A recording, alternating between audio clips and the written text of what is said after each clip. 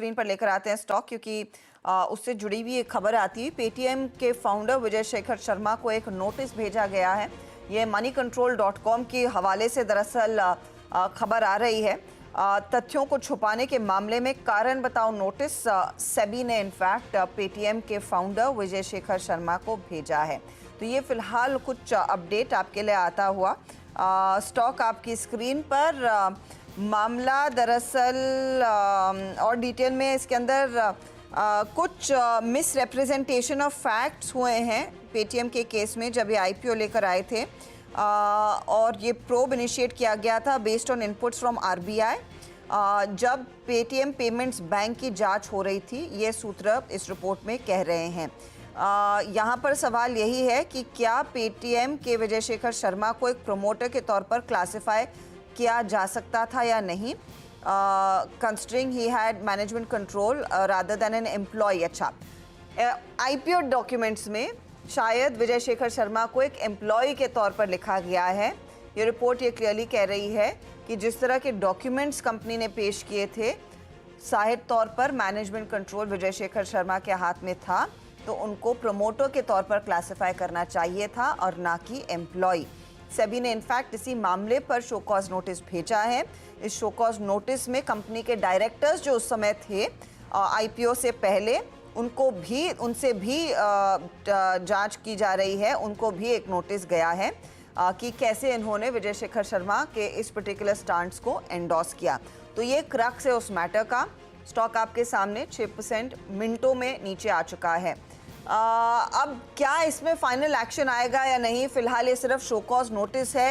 ये moneycontrol.com की खबर मैं आपको एक बार फिर बता दूं, ये उनके सूत्रों के हवाले से खबर मैं आपके सामने पेश कर रही हूँ।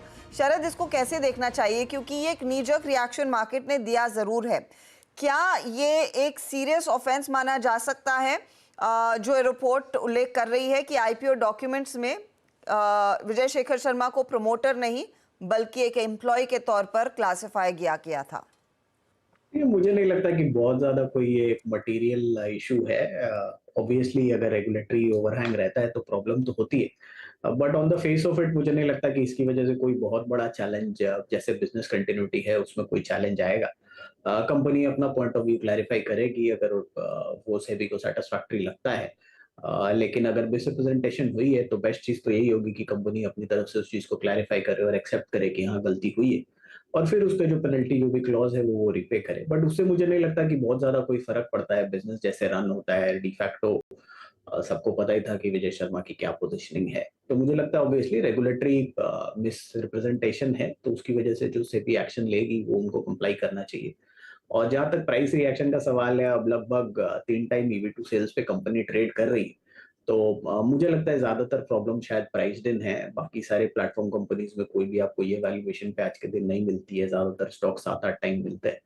तो मुझे लगता है अब ज्यादातर चीजें बिहाइंड अस हैं, और जोमेटो के संग वो जो एंटरटेनमेंट बिजनेस वगैरह उन्होंने बेचा है वो भी लगभग हो गया है। तो अब यहाँ से ग्रेजुअली आपको इम्प्रूवमेंट ही देखने मिलना चाहिए। ये इशू का ओवरहैंग आज हो सकता है बहुत ज्यादा रहे, बट मुझे नहीं लगता कि जैसे जैसे और डिटेल्स निकल के आती है इससे बहुत ज्यादा फर्क पड़ेगा जो पेटीएम के प्राइसेस पे। सिर्फ एक पेज फंसेगा। विजय शेखर शर्मा को कुछ ईसॉप्स दिए गए थे पोस्ट लिस्टिंग। अगर ये प्रमोटर होते तो सभी रेगुलेशन साफ तौर से कहता है कि ये प्रमोटर्स को पोस्ट आईपीओ ईसॉप नहीं मिल सकता। तो पेज वहीं पर फंस रहा है। इसीलिए कंपनी की यहाँ पर सफाई आना ज़रूरी है। देखते हैं इस मामले में क्या उभर कर आता है। स्टॉक आपके सामने वैसे 6% करेक्ट हुआ था, अब 4.5% नीचे है। देखते हैं, ये इंटरेस्टिंग मैटर रह सकता है। थोड़ी सी पेचीदगियाँ हैं, लीगल पेचीदगियाँ हैं। देखते हैं उसे कैसे सुलझाती है कंपनी और क्या बयान देती है सेबी के शो कॉज नोटिस पर। चलिए कुछ और स्टॉक्स